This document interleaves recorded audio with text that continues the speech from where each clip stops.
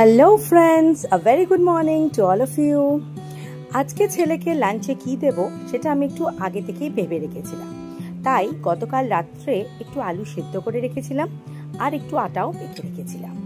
আলু সিদ্ধটা দিয়ে একটু আলুর পুর বানিয়ে নিলাম আর ছেলেকে বানিয়ে দিলাম আলুর পরোটা। আলুর পরোটা বানানোর জন্য যেহেতু আমি লেচির একটু বড় আকারে নিই, তাই জন্য আমি একটু ছোট করে প্রথমে বেলে নিই মোটামুটি লুচির সাইজে, এবং তার মধ্যে আমি আলুর পুরটা স্টাফ করে ভালো করে মুখটা বন্ধ করে দিই।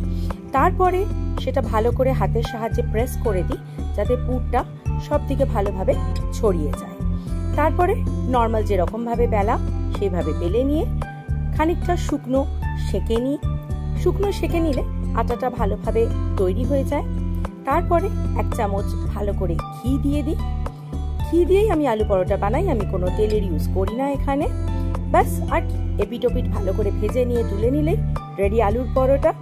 এবার এটা আমি ছোট ছোট পিস করে কেটে নিই যাতে আমার ছেলের লাঞ্চে খেতে সুবিধা হয়। সেটা আমি টিফিন বক্সের মধ্যে প্যাক করে দেব যাতে ছেলে আমার জাস্ট ফিঙ্গার ফুডের মতন তুলে তুলে সেগুলো খেয়ে নিতে পারে। ব্যাস, আর ছেলেও খুশি, আমিও খুশি, টিফিন রেডি। খুব একটা বেশি সময় লাগে না, আলু সেদ্ধটা আর আটাটা একটু মেখে রাখলেই ভালো, তাহলে টাইমটা খুবই কম লাগবে। এই যে রেডি ছেলের tiffin box. Potato is a rich source of energy, তাই এই লাঞ্চটা ছেলেকে এনার্জিও দেবে এবং ওর খেতেও ভালো লাগবে।